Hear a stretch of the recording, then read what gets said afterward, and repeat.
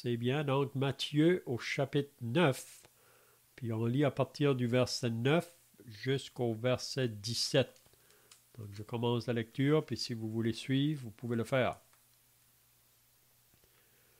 Matthieu 9, 9. De là, étant allé plus loin, Jésus vit un homme assis au lieu des péages et qui s'appelait Matthieu. Il lui dit, suis-moi. Cet homme se leva et le suivit. Comme Jésus était à table dans la maison, voici beaucoup de publicains et de gens de mauvaise vie vinrent se mettre à table avec lui et avec ses disciples. Les pharisiens virent cela et ils dirent à ses disciples, pourquoi votre maître mange-t-il avec les publicains et les gens de mauvaise vie? Ce que Jésus ayant entendu, il dit, ce ne sont pas ceux qui se portent bien qui ont besoin de médecins, mais les malades. Allez et apprenez ce que signifie « Je prends plaisir à la miséricorde et non au sacrifice, car je ne suis pas venu appeler des justes, mais des pécheurs. » Alors, les disciples de Jean vinrent auprès de Jésus et dirent, « Pourquoi nous et les pharisiens jeûnons-nous, tandis que tes disciples ne jeûnent point? » Jésus leur répondit, les amis de l'époux peuvent-ils s'affliger pendant que l'époux est avec eux? Les jours viendront où l'époux leur sera enlevé, et alors ils jeûneront. Personne ne met une pièce de drap neuf à un vieil habit, car elle l'emporterait une partie de la vie, et la déchirure serait pire. On ne met pas non plus du vin nouveau dans de vieilles outres, autrement les outres se rompent, le vin se répand, et les outres sont perdues. Mais on met le vin nouveau dans des outres neuves, et le vin et les outres se conservent. Amen. C'est bien, donc, si vous étiez là la semaine passée, on avait vu Jésus là qui se trouvait dans la maison à Capernaum. Puis on avait vu que pendant qu'il était là, une grande foule est venue devant la porte pour l'écouter. On sait que dans Matthieu 9, il ne mentionne pas concernant la grande foule qui était là, mais si vous lisez dans Marc au chapitre 2, il y a plus de détails en ce qui concerne cet événement ici, là. Donc c'est pour ça que c'est bien quand vous lisez un événement dans un évangile, c'est bien de lire dans les autres évangiles, parce que souvent les événements sont racontés dans les autres, mais avec des détails plus ou moins. Donc c'est pour ça que c'est bien de regarder dans chaque évangile où cet événement-là est raconté. Donc, il y avait une grande foule, puis on avait vu la semaine passée que des hommes sont arrivés avec ce paralytique couché sur un lit, puis les hommes qui l'ont emporté, ils avaient foi que Jésus pouvait faire quelque chose pour lui. Puis on avait vu que quand ils sont arrivés là, il y avait tellement de gens que c'était un obstacle pour eux autres. Mais ils ne se sont pas laissés arrêter par l'obstacle. Si vous vous rappelez, là, ils ont monté le paralytique sur le toit de la maison. Ils ont rouvert le toit. Donc on voit des hommes qui étaient déterminés de faire descendre ce paralytique-là au pied de Jésus, parce qu'ils croyaient que Jésus pouvait faire quelque chose pour lui. Donc, c'est un peu la même chose aujourd'hui, là, si on fait une application, que nous, comme chrétiens, c'est notre responsabilité d'apporter des personnes autour de nous à Jésus. Puis c'est ça qu'on va voir ce soir, là. Qu'est-ce qu'on va regarder plus loin, là? C'est vraiment la même pensée. C'est qu'on devrait avoir la conviction que Jésus, aujourd'hui encore, pardonne les péchés. Puis on ne devrait pas avoir honte de parler de lui autour de nous, parce que Paul nous dit que le message de l'Évangile, là, il y a une puissance qui l'accompagne. C'est la puissance de Dieu. Puis pour ceux qui vont croire, c'est une chose pour nous de croire que Jésus peut faire quelque chose. À ceux qui sont toujours sans Christ et sans Sauveur, là, mais nous, on peut seulement les amener à Jésus par la foi que le Seigneur peut les sauver, mais eux, ils sont responsables pour eux-mêmes de croire. Là. On ne peut pas faire ça pour les autres. Hein? Donc, on voit les hommes donc, qui avaient emporté le paralytique, ils l'ont descendu au pied de Jésus, puis si vous vous rappelez, Jésus a dit, « Mon enfant, tes péchés sont pardonnés. » Puis il y avait des chefs religieux qui se trouvaient là, puis en dedans d'eux autres, ils ont dit, « Cet homme blasphème. Qui peut pardonner les péchés, si ce n'est que Dieu seul? » Puis si vous vous rappelez, Jésus les a repris. Jésus savait ce qui se passait dans leur cœur, parce que Jésus est Dieu manifesté en chair, il connaît tout. Puis il a pu leur dire, lequel est le plus aisé de dire, « Tes péchés sont pardonnés » ou « Lève-toi, prends ton lit et marche. » Puis là, il nous a dit, « Or, afin que vous sachiez que le Fils de l'homme a sur la terre le pouvoir de pardonner les péchés. » Puis c'est par la suite qu'il a pu dire à cet homme-là, « Lève-toi, prends ton lit et va dans ta maison. » Donc, on avait dit la semaine passée que c'est sur la terre que Jésus pardonne les péchés. C'est pas après la mort. C'est pendant notre vivant qu'il faut que nos péchés soient pardonnés, parce que si on meurt dans nos péchés, Jésus a dit, on ne peut pas aller où lui est. Donc, il y a deux conditions à mourir. C'est soit qu'on meurt dans nos péchés ou on meurt dans le Seigneur. Donc, si on veut aller dans la présence de Dieu, il faut croire en Jésus. Il faut mettre sa confiance en lui. Donc, on va commencer avec le verset 9 maintenant, Matthieu 9, 9. Juste après cela, après là qu'il a guéri le paralytique, puis qu'il lui a pardonné ses péchés, Jésus continue son chemin. Il va de lieu en lieu, de ville en ville. Puis c'est toujours dans le but des choses spirituelles, vraiment. Qu'est-ce qui importe vraiment pour Jésus, là? C'est vrai qu'il guérit les malades, il fait beaucoup de bien autour de lui, mais c'est pas ça vraiment qui est le plus important pour Jésus. C'est vraiment l'aspect spirituel. C'est d'appeler des personnes à venir à lui. Hein? Parce qu'on peut avoir beaucoup de choses sur cette terre, mais si on n'a pas Jésus, on n'a rien du tout. Hein? Si on a Jésus, on a tout. Mais si on n'a pas Jésus, on n'a rien du tout. Donc le verset 9, de là étant allé plus loin, Jésus vit un homme assis au lieu des péages et qui s'appelait Matthieu. Donc ici, il faut remarquer que les regards de Jésus sont dirigés vers un homme qui est assis à son bureau, si on peut dire. Un homme qui est en train de travailler. Un homme qui est occupé à pourvoir aux besoins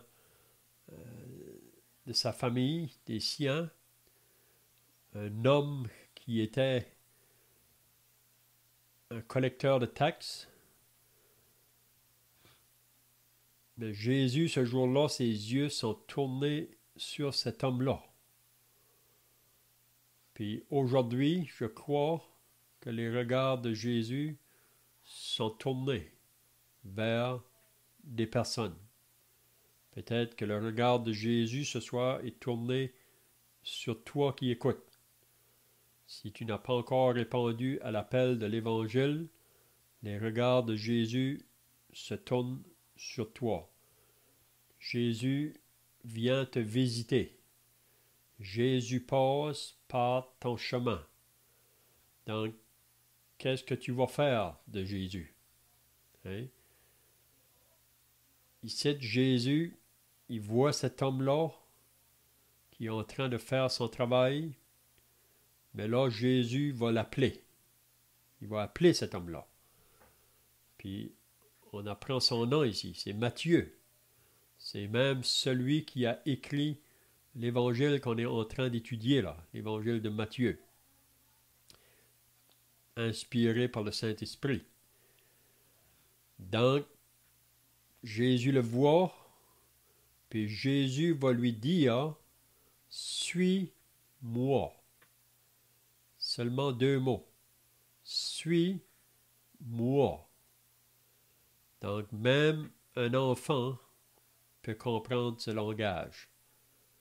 Et si moi, je passe par chez vous et je vous dis « Suivez-moi », vous comprenez qu'est-ce que je vous dis. Mais ici, c'est Jésus. En regardant cet homme, Matthieu, il lui dit « Suis-moi ». Donc, c'est une invitation. Qu'est-ce que Matthieu va faire? Donc, est-ce que c'est possible ce soir que Jésus te dit la même chose? Parce que tu n'as pas encore répondu à l'appel de l'Évangile, ça veut donc dire que tu n'as pas encore commencé à suivre Jésus. Mais Jésus, ce soir, il te lance encore un appel. Jésus est patient. Peut-être qu'il t'a déjà appelé, mais il y a d'autres choses qui te préoccupaient. Tu n'as pas répondu à son appel. Mais Jésus peut continuer à appeler, mais un jour, on sait qu'il peut se retirer. Apocalypse 3:20, ça dit « Voici, je me tiens à la porte et je frappe. Si quelqu'un entend ma voix. » Donc ici, on voit Matthieu qui entend la voix de Jésus, qui entend la voix du bon berger. « Suis-moi. » Si quelqu'un entend ma voix et ouvre la porte, je entrerai chez lui et je ferai ma demeure chez lui. Donc, qu'est-ce que Matthieu va faire face à cette invitation? Qu'est-ce que toi tu vas faire ce soir face à cette invitation? Donc, on lit que cet homme, un homme parmi les hommes, et Matthieu est un homme comme vous et moi, un pécheur. Mais quand il entend Jésus lui dire « Suis-moi », il n'y a pas eu aucune hésitation. Il a pris l'opportunité, si on peut dire. Puis ça nous dit « Il se leva et le suivit ». Donc c'est très simple, l'appel de l'Évangile. C'est des paroles qui sont très simples. Jésus va dire à un autre endroit « Venez à moi, vous tous qui êtes fatigués et chargés, je vous donnerai du repos. » Jésus va dire « Entrez par la porte étroite. » Jésus va dire « Je suis la porte. Si quelqu'un entre par moi, il sera sauvé. » Jésus va te dire ce soir « Suis-moi. » Donc, quelle va être ma réponse? Vous vous rappelez d'un autre homme qui est venu sur le chemin vers Jésus pour lui demander « Seigneur, que dois-je faire pour hériter la vie éternelle? » Jésus lui a dit, tu connais les commandements. Jésus a mentionné 5 commandements. Il a dit, j'observe ça depuis mon enfance. Mais Jésus va lui dire, il te manque encore une chose. Va, vends tout ce que tu as, donne-le aux pauvres, et toi viens et suis-moi. Et vous vous rappelez qu'est-ce qu'a été la réponse de ce jeune homme? C'était un jeune homme riche, donc ses richesses étaient un obstacle pour que lui puisse suivre Jésus. Il a préféré ses richesses à Jésus. Donc ce soir, Jésus t'appelle. Est-ce qu'il y a quelque chose qui t'empêche de le suivre ou de venir à lui? Mais s'il y a quelque chose, tu ne devrais pas hésiter de mettre cette chose-là de côté. Parce que cette chose-là peut être la cause de la perte de ton âme. Donc c'est pour ça que le salut, c'est maintenant, c'est aujourd'hui. Et demain, ne nous appartient pas. Donc, je ne sais pas si quelqu'un a d'autres pensées, là. Donc, le verset 9 qu'on vient de lire. Donc, pour ceux qui viennent de s'ajouter, là, on est dans Matthieu 9 et le verset 9.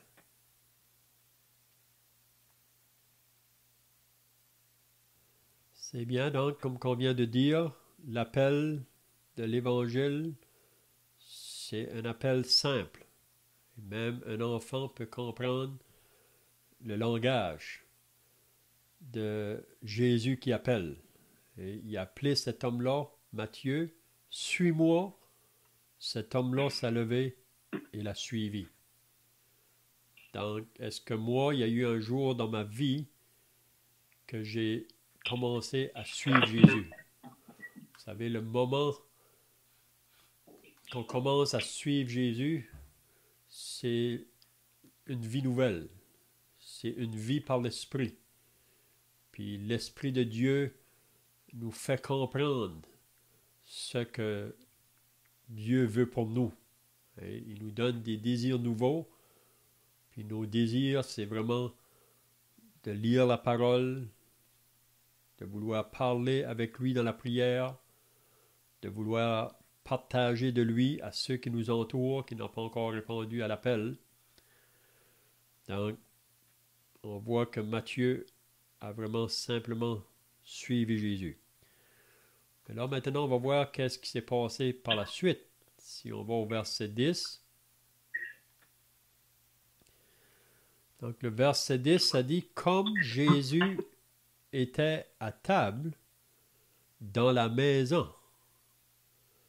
Donc ici, peut-être vous allez vous demander la question de quelle maison Jésus était à table. Mais comme j'ai dit tout à l'heure, c'est bien quand on lit un événement là, dans un évangile, c'est bien de lire dans d'autres évangiles qui parlent de la même événement. Puis là, on voit des détails qui n'est pas ici, là. Excusez. Donc, dans un autre évangile, ça va nous dire que c'était dans la maison de Matthieu. Donc, Jésus a appelé Matthieu à le suivre. Puis là, on peut voir que probablement, peut-être le jour d'après, Matthieu a invité Jésus de venir chez lui pour prendre un repas. Hein? Puis il ne faut pas oublier que Matthieu était associé à un homme de mauvaise vie, parce que les publicains, c'était des collecteurs d'impôts, puis souvent dans leur travail, ils faisaient de la fraude. Ils demandaient plus d'argent de qu'est-ce qu'on devait demander, mais le plus, ils les plaçaient dans leur poche. Puis c'est ça qui faisait que ces gens-là, souvent, étaient des gens très riches, comme Zachée. Vous vous rappelez de Zachée, le publicain, c'était la même chose. Mais là, Jésus va aller dans la maison de Matthieu. Puis peut-être, si on se poserait la question, pourquoi Matthieu invite Jésus à venir chez lui? Mais une chose, on pourrait dire, c'est que maintenant, Matthieu veut de la communion avec Jésus.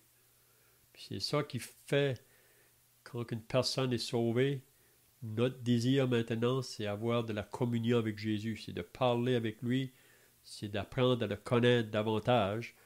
Puis il y a une autre raison aussi qu'on peut voir pourquoi que Matthieu a invité Jésus de venir chez lui, c'est parce qu'il veut que ses amis puissent entendre parler Jésus.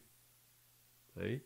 Puis je me rappelle, le premier temps que j'ai été sauvé, mon désir, c'était que mes amis d'autrefois là, que j'étais avec avant d'être sauvé, je voulais qu'eux aussi entendent parler de Jésus. Je voulais les amener en contact avec Jésus.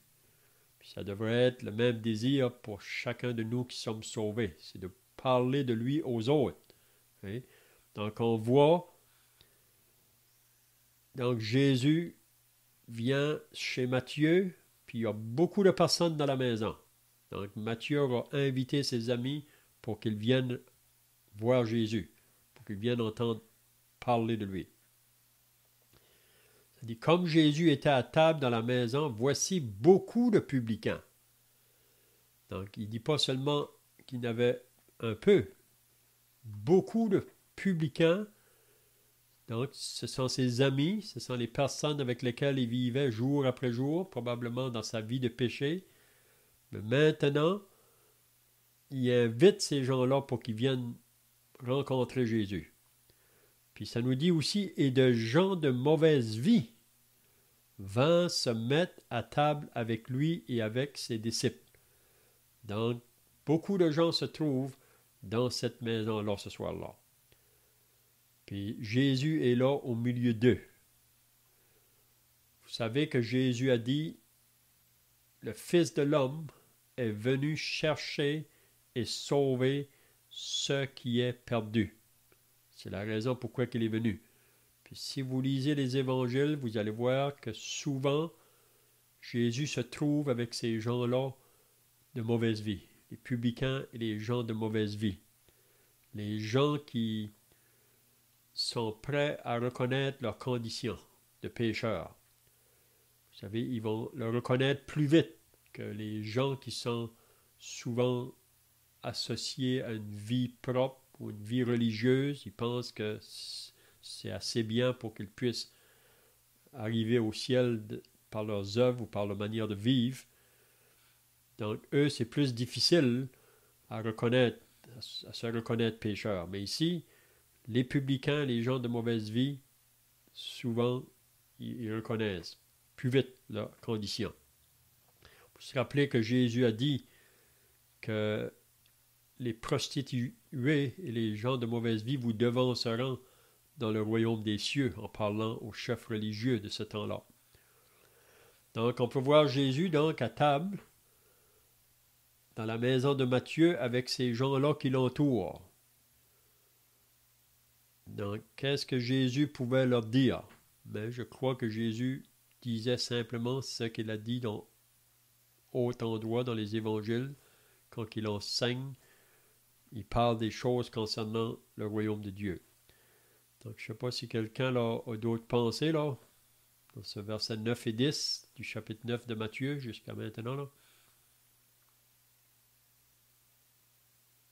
On pourrait aussi chacun se poser la question, est-ce qu'on inviterait Jésus à venir souper chez nous? Ou est-ce qu'on serait trop gêné?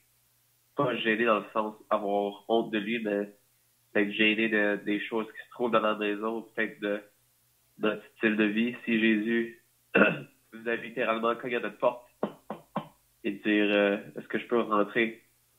Si on le laisserait rentrer pour voir vraiment d'être chez nous, parce que souvent d'être chez nous, c'est un peu on peut prétendre être quelqu'un quand on est au travail, mais souvent dans la maison, ça dévoile qui on est vraiment.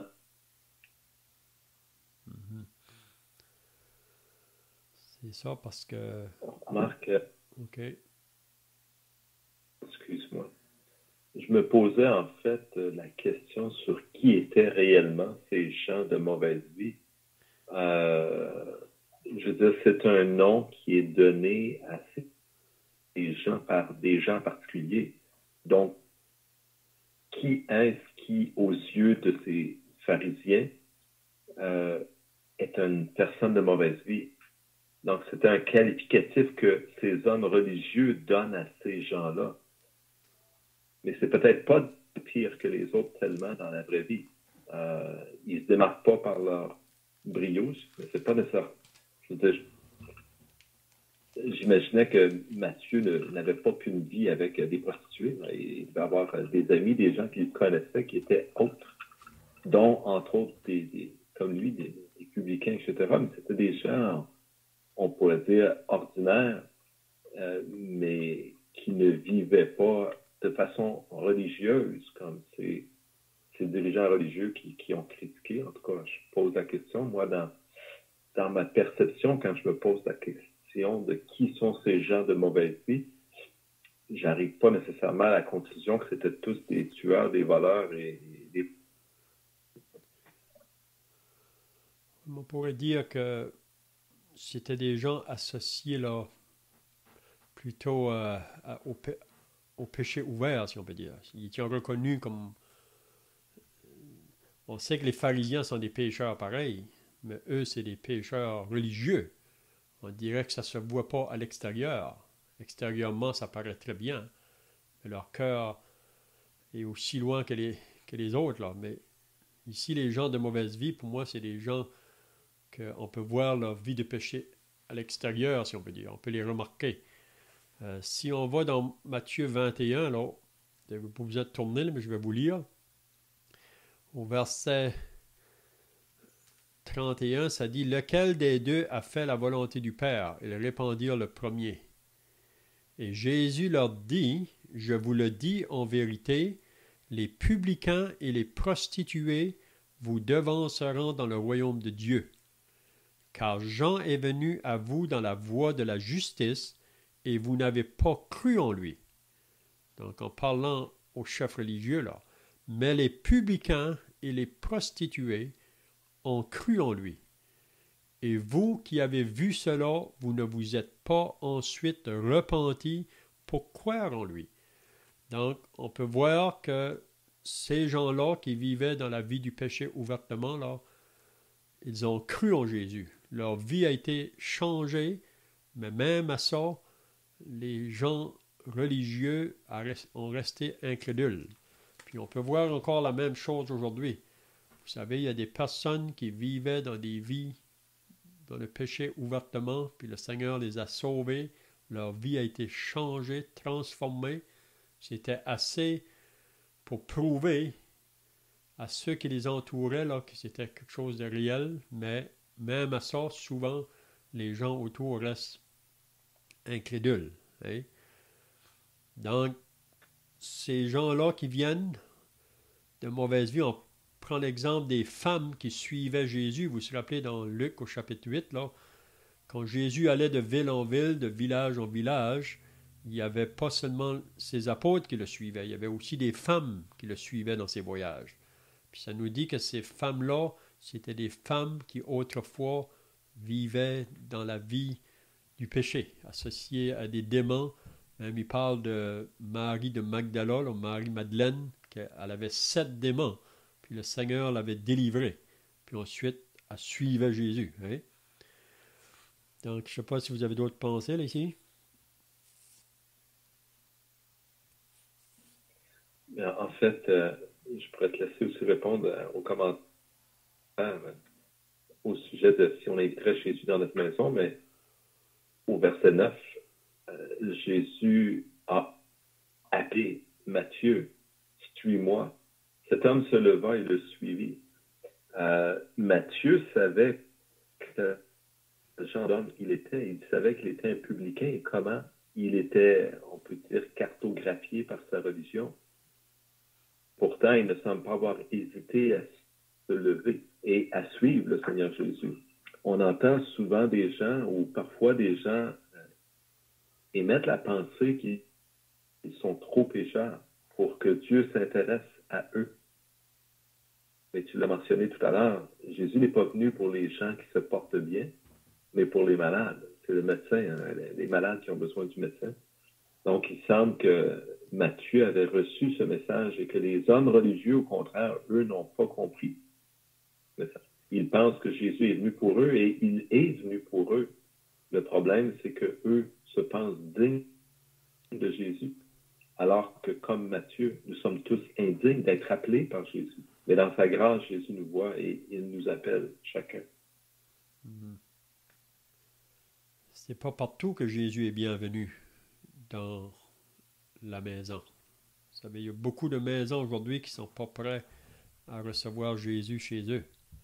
Puis on pourrait dire que même pour nous qui sommes sauvés, on peut se rappeler un temps où que Jésus n'avait pas de place dans notre foyer parce qu'on préférait les ténèbres à la lumière. Parce que vous savez, d'avoir Jésus dans notre foyer, c'est d'avoir la lumière de Dieu chez nous. Hein? Mais après qu'un homme est sauvé, ça devrait être notre désir que Jésus est le bienvenu chez nous. Mais comme on lit dans le psaume 101, à propos de David, il avait pris une décision que dans sa maison, il ne mettrait rien de mauvais, qu'il allait être en désaccord avec la pensée de Dieu. Donc, si on n'est pas prêt à inviter Jésus chez nous, c'est parce peut-être qu'il y a des choses qui ne devraient pas être là. Mais on devrait nous sonder, parce que comme il vient d'être dit là, que tout commence chez nous. Vous savez, la vie chrétienne ne sera jamais plus que qu'est-ce qu'on est chez nous. Hein? Donc, puis aussi la raison qu'on veut Jésus chez nous, ça devrait être un peu comme Matthieu probablement, qui a invité ces personnes-là chez lui pour qu'ils puissent avoir contact avec Jésus. Mais là, le verset 11, il va dire, les pharisiens virent cela. Donc, les pharisiens, ils sont toujours autour de Jésus. Ils ne sont pas là vraiment pour le suivre comme des disciples, mais ils sont plutôt là pour essayer de le prendre au piège, pour essayer de porter une accusation contre lui, parce qu'ils n'aiment pas Jésus. Pourquoi? Parce que Jésus est très sévère quand il parle à ces gens-là.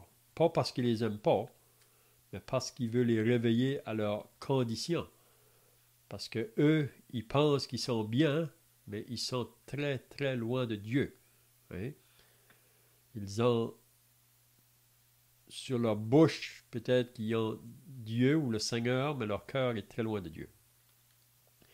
Donc les pharisiens virent cela et ils dirent à ses disciples. Donc ils vont faire un reproche aux disciples de Jésus. Puis ils vont leur dire, pourquoi votre maître mange-t-il avec les publicains et les gens de mauvaise vie? Donc c'est ça leur question.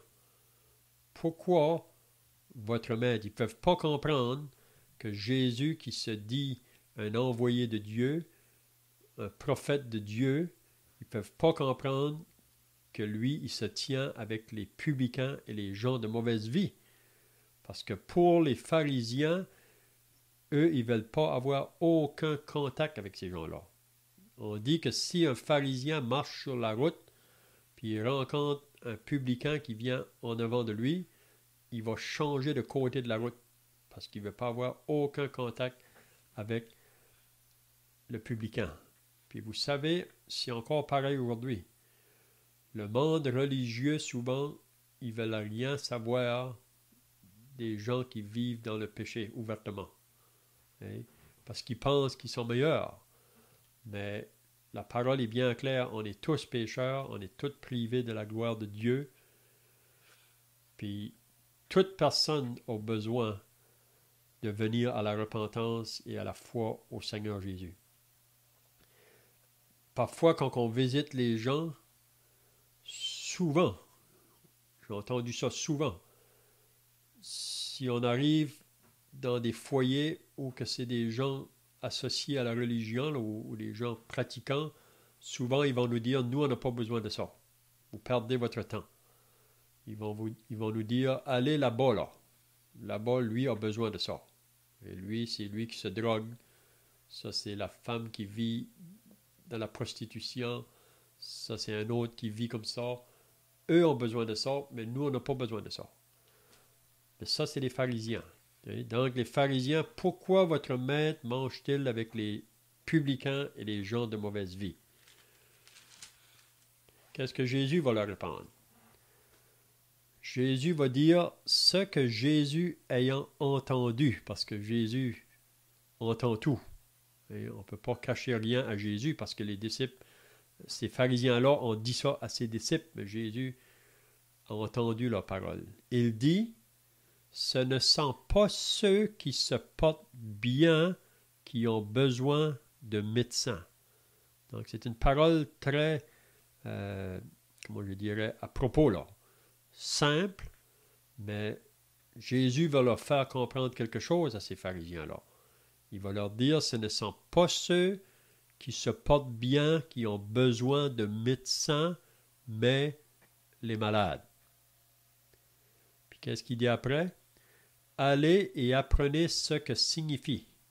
Je prends plaisir à la miséricorde et non au sacrifice, car je ne suis pas venu appeler des justes, mais des pécheurs. Donc, qu'est-ce que Jésus veut dire ici à ces pharisiens?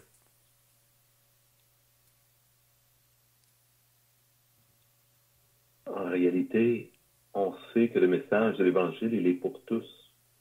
Quand Jésus dit « Je ne suis pas venu appeler les justes », en réalité, on pourrait le traduire ou le répéter.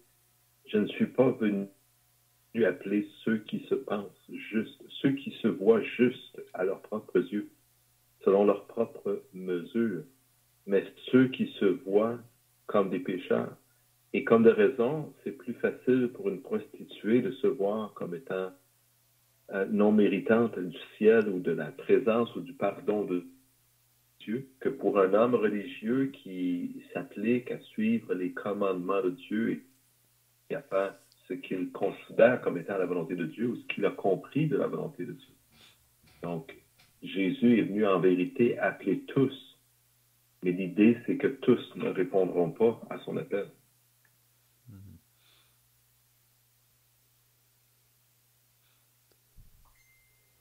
Puis aussi, une personne qui est en santé, ou même parfois une personne peut être malade, mais aussi longtemps qu'elle ne réalise pas qu'elle n'est pas en santé, là, elle ne va pas voir l'importance d'aller voir un médecin. Et c'est le moment qu'une personne réalise là, qu'il y a quelque chose qui ne va pas dans sa santé, là, elle va aller voir le médecin. Vous savez, les pharisiens étaient aussi malades, mais ils ne réalisaient pas leur maladie. Ils ne reconnaissaient pas. Donc, c'est pour ça qu'ils ne voyaient pas leur besoin de venir à Jésus. Mais ce sont ceux qui voient leur condition, là, puis ils voient qu'il faut venir à Jésus, parce que Jésus est celui qui peut les laver, les pardonner, les rendre propres pour le ciel. Hein? Probablement, vous vous rappelez dans Luc au chapitre 7, quand Jésus avait été invité aussi de venir dans une maison d'un pharisien. C'était contraire ici, là. Ici, c'est dans une maison d'un homme de mauvaise vie, mais dans Luc 7, c'est un pharisien qui l'a invité de venir chez lui, Simon le pharisien. Et vous vous rappelez que quand Jésus était à table dans cette maison-là, c'est là qu'on voit que Jésus était prêt à aller partout où on l'invitait. Que ce soit un homme de mauvaise vie ou un chef religieux, parce que Jésus, vraiment, il a la compassion pour tous les hommes. C'est pas qu'il n'aime pas les pharisiens. Il aime tous les hommes. Et quand il vient dans la maison du pharisien, ça nous dit que pendant qu'ils étaient à table, il y a une femme qui est venue là. Ça nous dit même une femme pécheresse. Elle est mentionnée comme une femme pécheresse qui se trouvait dans cette ville-là. Là. Mais elle, pour venir dans la maison du pharisien, elle n'avait pas été invitée pour venir là. Jamais que le pharisien aurait invité une telle femme. Mais elle est venue parce qu'elle savait qu'il y avait quelqu'un dans cette maison, Jésus, que lui était prêt à la recevoir, puis lui pouvait la pardonner de ses péchés. Puis si vous vous rappelez, là, Elle est venue par en arrière, ça dit. On voit une attitude humble. Puis elle a commencé à pleurer, à verser des larmes sur les pieds de Jésus. Puis ensuite, elle les a essuyés avec ses cheveux. Je ne rentrerai pas dans tous les détails, là, mais vous vous rappelez que le pharisien se disait en lui-même, si cet homme était prophète, il ne se laisserait pas toucher par cette femme-là. Oui. Mais c'est là. Jésus est venu chercher et sauver ceux qui est perdus. Puis ce soir encore, quand on fait du travail dans l'Évangile, on sait qu'aujourd'hui on est un peu arrêté là, à cause de la pandémie, là, mais on a été dans plusieurs foyers, puis les gens qui sont souvent plus vite à recevoir la parole, c'est les gens souvent associés à des mauvaises vies. Puis ils reconnaissent leur condition. Hein? Puis c'est comme Paul dit dans l'Épître aux Corinthiens, que parmi vous qui a été appelé, il n'y a pas beaucoup de sages, pas beaucoup de nobles, pas beaucoup de puissants, mais c'est les gens simples souvent qui répondent. C'est pas qu'il n'y a pas des nobles ou des sages. Ici et là, il y en a qui vont aussi être prêts à venir à la repentance et à croire en Jésus. Mais souvent, ce sont les gens qui sont souvent associés à la mauvaise vie qui sont plus vite à répondre au message de l'Évangile. Donc, je ne sais pas si vous avez d'autres choses à ajouter ici.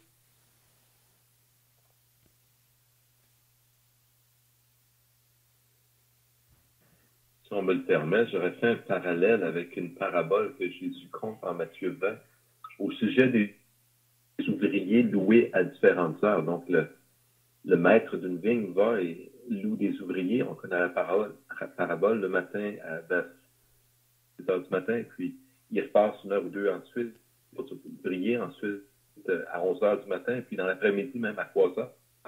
Et finalement, même jusque vers 4 ou 5 heures, d'autres ouvriers. Et le matin, il a convenu avec les qu'il a loués pour leur service qu'il leur paierait 1 denier. Et lorsque le soir est venu, pour payer ces gens, il les fait venir et il paie en premier ceux qui sont venus en dernier, ceux qui ont travaillé une seule heure. Il leur donne aussi 1 denier. En voyant cela, ceux qui avaient eu la promesse d'avoir 1 denier, mais qui avaient travaillé non pas 1 heure, mais toute la journée, se disant en eux-mêmes, nous aurons beaucoup plus. Et ils ont été désenchantés lorsqu'ils ont reçu aussi 1 seul denier. Et ils ont même pensé que le maître était injuste dans leur cœur. Et Jésus de dire à ces gens, qu'est-ce que je t'ai fait de mal? N'avions-nous pas convenu d'1 denier pour la journée? Ou vois-tu d'un mot de ce que je fais du bien à ces gens et de ce que je leur donne la même chose qu'à vous? Donc finalement, ces hommes se plaignaient parce qu'ils avaient reçu 1 denier, mais en réalité, et ils avaient travaillé toute la journée, la même chose que les autres qui n'avaient travaillé qu'1 heure. Sauf qu'en réalité, c'est ce dont ils avaient convenu le matin lorsqu'ils ont signé le contrat, si on peut dire, ils étaient heureux de la chose. Tout cela pour régler le cœur de l'homme. On a tendance à se voir comme étant plus méritoire que les autres. Et c'est ce que ces gens pensaient. Ils pensaient qu'ils recevraient plus, donc qu'ils méritaient plus que les autres, qui avaient reçu aussi un denier. Et d'une certaine façon, si je fais un parallèle avec cette histoire, qui n'est pas une parabole, mais qu'on voit où Jésus est confronté à ces gens religieux, on voit que c'est un peu la même pensée. Hein? Ces hommes religieux, eux, se voient au-dessus, se voient comme plus méritoires que ces gens qu'on appelle des gens de mauvaise vie, si vous voulez. Malheureusement, la réalité, c'est que c'est le cœur de l'homme qui donne à l'homme l'impression de cette réalité. Je veux dire, on n'est pas tous nés dans les mêmes conditions. Certains sont nés en Afrique, d'autres au Canada, d'autres en Corée du Nord. Certains sont nés de parents riches, d'autres de parents pauvres. Certains sont nés avec une bonne santé, d'autres moins, d'autres pas de santé du tout. Donc, on a tous des circonstances différentes. Mais le témoignage de Dieu, c'est que nous sommes, dans le fond, tous pareils, dans le sens que nous sommes tous des pécheurs. Aux yeux de Dieu, nous ne méritons pas plus l'un que l'autre. Nous méritons tous, en fait, le jugement et la juste condamnation de Dieu parce que nous avons tous péché. Et c'est vraiment ce que le texte ici veut faire ressortir. Il veut en plus faire ressortir la réalité, comme le mentionnait Léon, qu'il est plus difficile pour les gens de, entre guillemets, ceux qu'on appelle de bonne vie. Il leur est naturellement plus difficile de s'associer à Jésus et à ces gens de mauvaise vie, si vous voulez, parce qu'ils se voient comme valant mieux ou comme, pas désirants, mais méritants de recevoir davantage. C'est bien, je vois que le temps est passé, donc à moins que vous avez d'autres pensées là, ou des questions, sinon on va terminer par la prière, puis ensuite on pourrait chanter un cantique. Ô Dieu notre Père, nous te louons parce que tu nous fais grâce. Tu nous montres par ce texte que nous venons de considérer notre réelle condition, non pas devant nos propres yeux, mais devant ta face, Seigneur. À nos propres yeux, nous estimons les uns plus hauts, les autres plus bas. Et ta parole est claire, et elle nous dit que celui qui pêche contre un seul des commandements est coupable de tous. Ainsi donc, si je ne fais même que compter un mensonge, aussi petit soit-il, je suis ou coupable que le meurtrier, que l'adultère, que la prostituée devant ta face. Notre Dieu, la pureté qui est en toi est loin de ressembler à la justice et à la pureté qui se trouvent en nos cœurs, naturellement. Et Père, c'est toi qui nous enseignes cette vérité. Et c'est ce que Jésus a dit lorsqu'il a invité les malades à venir à lui.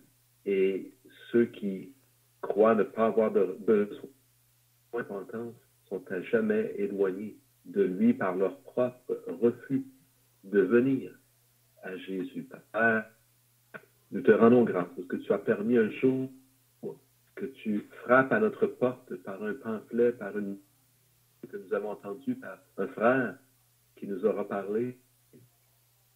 Et Seigneur, parce que tu as ouvert nos yeux à la vérité de ta parole. Une vérité tellement simple, Seigneur, qu'elle échappe à l'attention des hommes en général.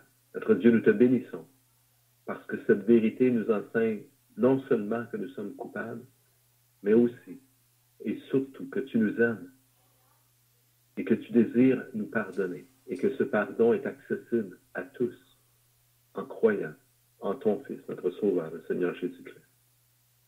Béni sois-tu, Seigneur, pour cette vérité. Amen. Amen.